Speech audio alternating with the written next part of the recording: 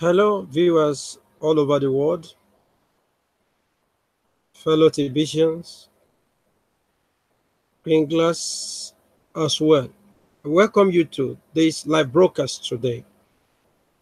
And this is the voice of the TBC Royal Ambassador. The name still remains Olakunle Johnson, all the way from Nigeria. Today, we shall be looking at the exception to the policy limitation of 100 TBC only coming from cookies reward. As we all are aware, it is the policy of admin that one can only get a reward of 100 TBC coin for a lifetime. Once again, it is the policy of admin that one person can only get as a gift 100 TBC in a lifetime. But tonight, we'd like to know, are there exemptions? How can we get these exceptions? Where are the exceptions coming from? Or the policy stands? In our topic of brokers today, we shall be assessing those exceptions that comes from cookies reward. So without wasting time, I'd like us to share our screen now so that we can have a better understanding from the article posted by admin. Okay, as we share.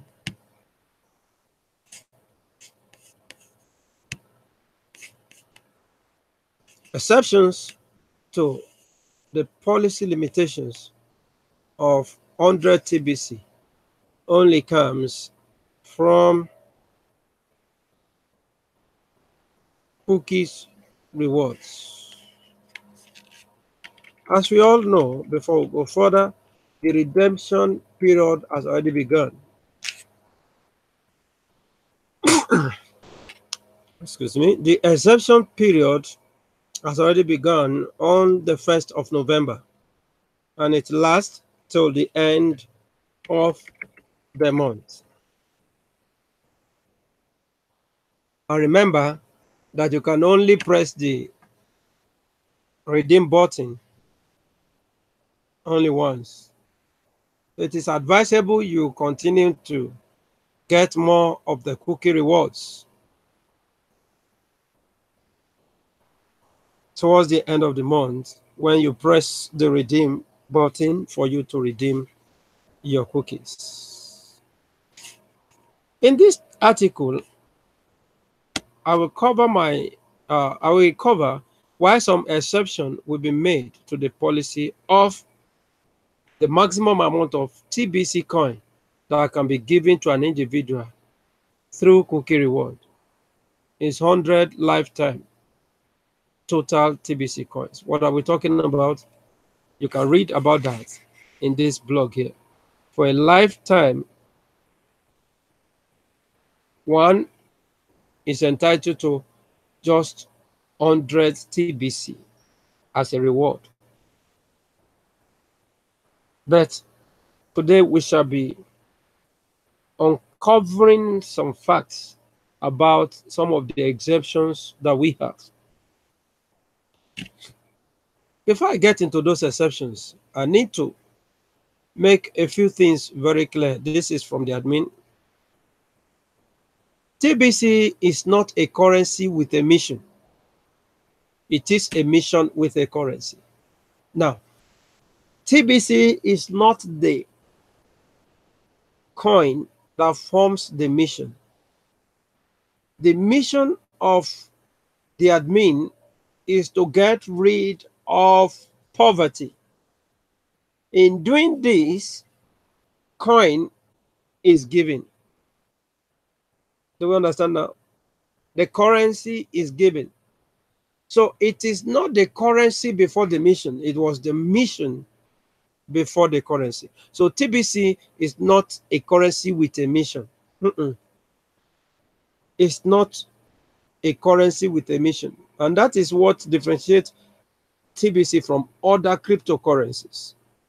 It is a mission with a currency. And any godly minded person will want to support this vision or this very mission. The mission is to end poverty. Many people are dying daily because of abject poverty, which probably culminates into inability to access good education, inability to access good healthcare, inability to feed well, or so on and so forth, inability to live a good and comfortable life, inability to live in a very good shelter, to access potable water, and so on and so forth. So when you study the public notice of the TBC, this becomes more clear. We can get that from the HTTP Kringle Cache public notice. It's somehow voluminous. You can read that.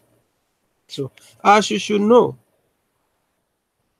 a legal structure has been put in place where all 1 billion TBC coins are in a master trust, and a sub-trust is created for every TBC wallet.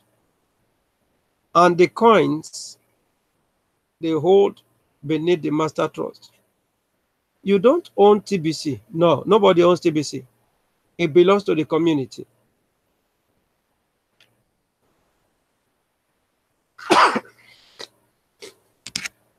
Okay? Before you get a send button in your TBC wallet, you must pass the send button test, right? Let's look at question 2. Now, because we are a private community, we are entitled to self-regulation with our centralized coin network, and discounters of our coin will have their send button turned off by admin. If you discount our coin, you sell it at a cheaper price, your send button will be turned off. So, other abusive behavior within our community could also result in the same thing. If a member's send button is turned off, they will be given a period of time to reform, and then they can get their send button turned back on. We have seen that decentralized coins tend to lose their value because of a small number of people discounting them will drive the price down sharply and ultimately create loss for all users of those coins. A coin such as ours, which is based on the principle of abundance, requires a responsible admin to regulate its use centrally. The best way to view our coin is as community property, and each member is a steward over their portion. This is implied within the membership agreement. So, no one owns the TBC. It belongs to the community. And therefore, you cannot misuse it. You cannot behave anyhow using your coin. If you discount it, admin will penalize you. So, are you allowed to transact with our coin at any price of your choosing? No. Our coin is a part of a private community, and you have to conduct all transactions at the published current price only. You purchase the coin and it is your property to use as you wish at whatever price you want. The correct answer is no. Our coin is part of a private community. You have to conduct all transactions at the published current price only. Now, pay close attention to these sentences. The best way to view our coin is as community property, and each member is a steward over their portion. This is implied within the membership agreement. What are we talking about? The coin belongs to the community of TBCs. Everyone that has this coin in their wallet are just steward. If you're a steward, then you must give account. And that is why there is extent to which you can transfer coin or kringles without informing the admin. So once you understand how the subtrust protects you and the whole TBC community, you will get very excited. Let me give you an example of the principle here. The principle is to own nothing and control much. You may own nothing, but you will control much. To a poor person, this may not make sense. Just like the Bible says, as having nothing, yet possessing all things. So, to a poor person, this may not make sense, but rich people already understand this principle. So, in this example, there are two dogs. A poor man owns a dog and licenses the dog under his own name, and the dog bites a wealthy man. The wealthy man sues the poor man in court and wins, and garnishes his wages to pay off the judgment, and the poor man becomes poorer. The second dog belongs to a trust a rich man set up for that dog, and the only thing in that trust is the dog. The dog bites a poor woman as she thinks she will suddenly become rich by suing the rich man. But the case is dismissed because the rich man does not own the dog, and there is no money in the trust. The point to this example is to welcome the legal structure of TBC and don't obsess over not owing TBC. So the trust is in the community. That's the legal structure. So if there's anything, there's no liability on you. So when we say you own nothing, we mean that every liability from the TBC has been taken away from you. So the problem with the currency financial structure is corruption has completely taken over, allowing the hoarding of wealth away from the mass majority. It is pure evil that 1% own 99 of all the wealth in the world, leaving about 50% of the world population in abject poverty. What a waste of human potential. Strip away the means of a man, and that man is likely to lead a meaningless life. Hope you can see how evil it is. This is the reason TBC has been forging a new path away We are going our own way, centered on truth and not lies. 100 TBC coin is worth a great deal today and will come massive once we reach our objective of 1 billion members. We have 3,309,852 members at the moment of writing the article. So that means each TBC coin is worth 3,309,852 grains, uh, grants. And when we use this third-party calculator, it shows about 8,496,665.90. You can check this link to be able to get the calculator.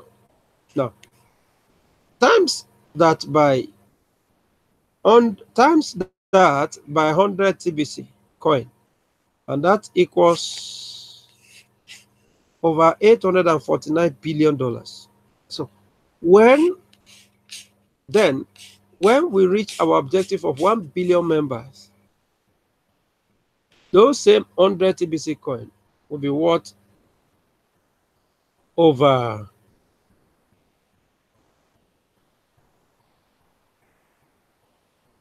over 100 billion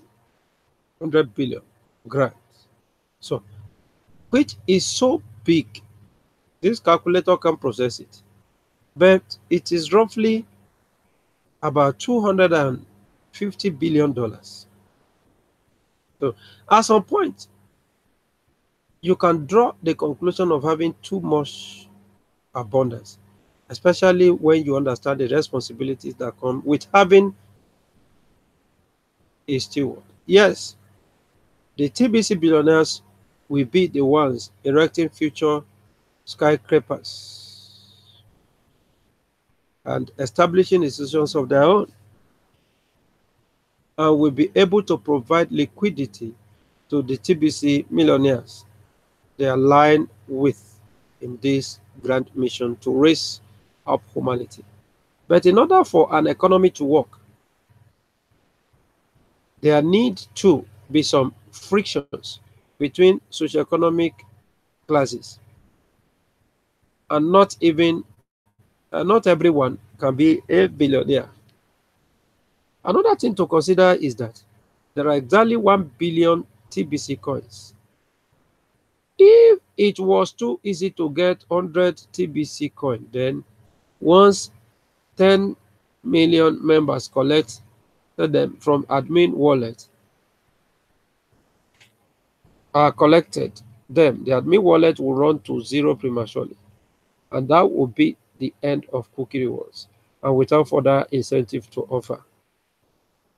We most likely will not be able to get to 1 billion members. Frankly, if you manage to hit this limitation, you shouldn't be concerned about getting even one more TBC coin. You should be even more excited and work even harder to help the community to get to 1 billion members, knowing that the incentive is to mature your coin to $250 billion. That's a massive steward. The TBC community will expect much from you. TBC was never meant to be a mission of personal gain only. Now, this is saying that even when you get to that 100 TBC coin, you still need to work harder by bringing other people on board. Don't think, okay, I am tired of the reward, I don't want the reward again. You can still get people on board. This is to help you so that your own coin, one coin, will mature towards $250 billion. So it's a mission that is for all, not for personal gain only. And that is why it is said that you must put on your white hat if you want to be part of this community, making sure that the mission of Eradicating poverty is followed to the core. Now, we do want to raise all members up. In the end, worst case scenario, you will become a TBC millionaire. Simple transaction of 40 grand worth of Kringles will result in TBC millionaire status.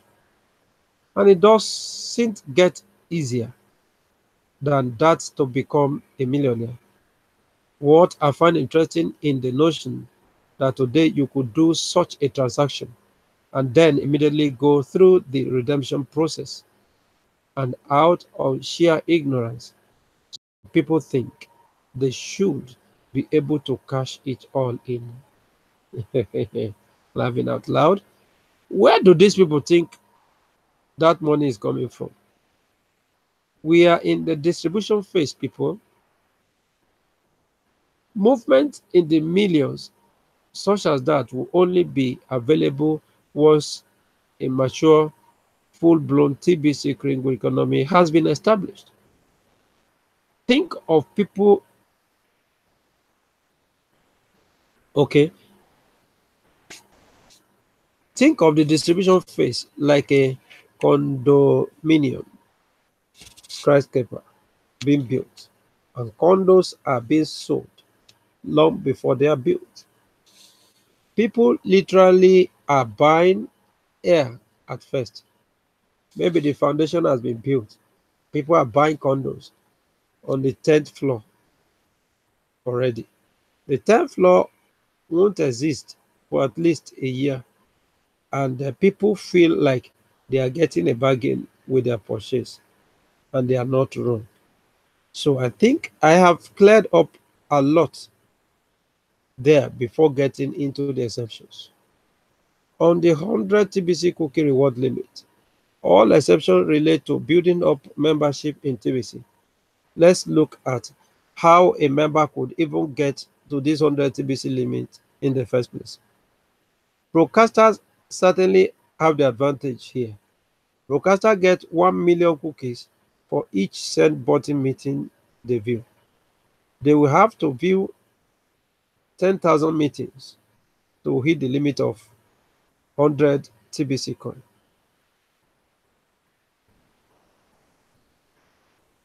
That is not likely to ever happen. They also get 1 million cookie for every broadcast that they do. And again, it will take 10,000 broadcasts to hit the limit. So meetings and broadcasts are not going to ever reach that limit alone. Broadcasters do get 100 million cookies for each exchange of 40 grand, and it will cost about 10,000 worth of Kringles to hit the limit. I can see that happening in a few cases. But in people, we don't want to exceed, but in principle, we don't want to exceed the 100 TBC limit because solely on large purchases or based solely on large purchases. That was the main reason admin wrote the previous article saying cookie reward is not available for institutions. A basic millionaire member that doesn't broadcast get 100,000 cookie for the same transaction to cost them $10 million worth of TBC to hit the limit. So far, these are not the ways member would even hit the limit. Builders that sponsor 100 new members gets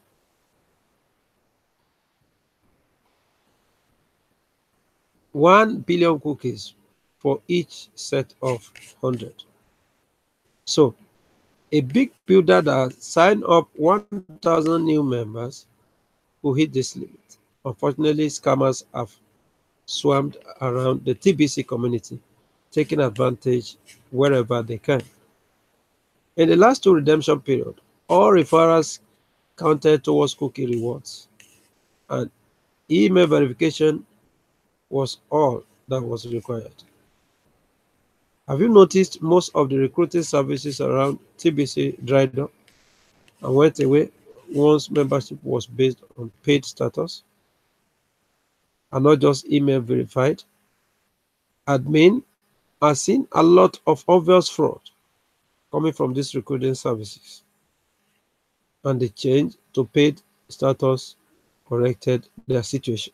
So, if you have earned enough cookies reward that exceed the 100 TBC limit based on signups and send in a support ticket asking for an exemption, they better be real referrals.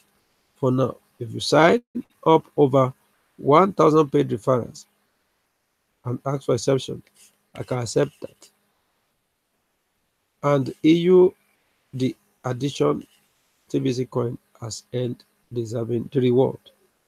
But if you try to scam admin by claiming all of your email verified non-paid sign-ups are real, then you will need to prove it. Get them to become paid and have them complete their profiles. A tree builder doesn't sign up people and immediately abandon them. Being a sponsor comes with some responsibility to encourage their recruits to fully plug in to the TBC community. We are turning people into millionaires and billionaires, for goodness sake. Why wouldn't they plug into the community?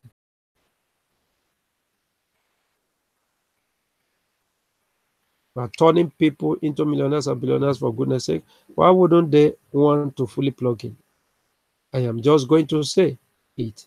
If you think you deserve to get more than 100 TBC coins for a half assessed job on your part, that means you are crazy. On the other hand, if you have carefully read the blog, I've shown you many ways to be a big builder, and you can get thousands of new members in pay status and plug into the community. And for those kind of builders, I really don't have a limit for you. Send in a support ticket and make your case. If you have clean paid referrals and they have completed their profiles, then you fit into the exemption, and admin will reward you beyond limitation. Many of you run large meetings and have set up a good system to sign up thousands of people, or perhaps you have partnered with a number of merchants and they pass out your business card. I could go along with that as long as you followed up with each that signed up. Some sales funnels would also produce thousands of paid referrals. So likely I said, all exceptions relate to building up membership in TBC. We will look at each situation on a case-by-case basis. This article will be required reading if you present a case to the help desk and we will investigate. Honesty is the best policy. So, ladies and gentlemen, I believe one way or the other, you have gained one or two things and have better understanding on the topic today. I'd like to thank you for being there. Thank you for being part of this broadcast today. It is still the voice of the TBC Royal Ambassador all the way from Nigeria. Olakule Johnson is the name. Thanks for being there. Until I come your way next time, remain blessed. Bye.